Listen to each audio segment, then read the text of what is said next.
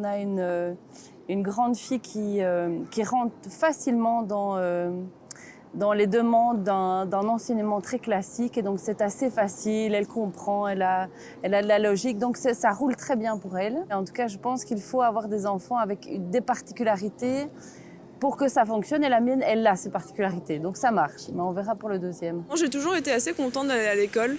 Je pense que ça vient aussi du fait que j'étais assez bonne à l'école. Pour certaines personnes, il y a beaucoup de travail. Et c'est ça, les profs, ils font pas en fonction des élèves, ils font juste, ils donnent tout d'un coup la matière et il faut apprendre, alors qu'il y en a certains, c'est plus compliqué pour eux. Ils sont quand même beaucoup en classe et dès qu'un enfant a des difficultés, je trouve que les écoles en général n'ont pas les moyens de réellement suivre et entourer les enfants dans leurs difficultés. L'enseignement qu'on dispenserait à tout le monde et qui serait identique pour tout le monde, là c'est un petit peu les limites, c'est qu'effectivement il y a des enfants à qui ça ne convient pas.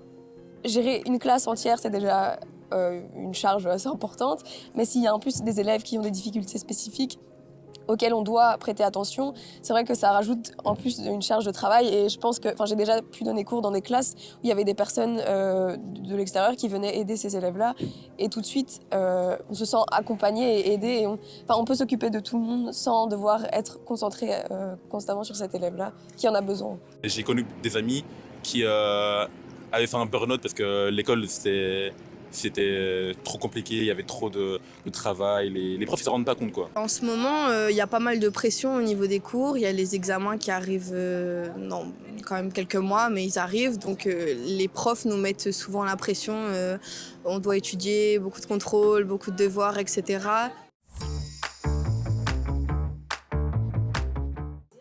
Il y a du pour et du contre. Maintenant, ça stresse énormément les élèves. Oui, moi, j'ai envie de dire, c'est aussi, si toute l'année, il a bien travaillé, je dirais plus des évaluations continues et pas cette pression des examens qui les stresse de manière excessive.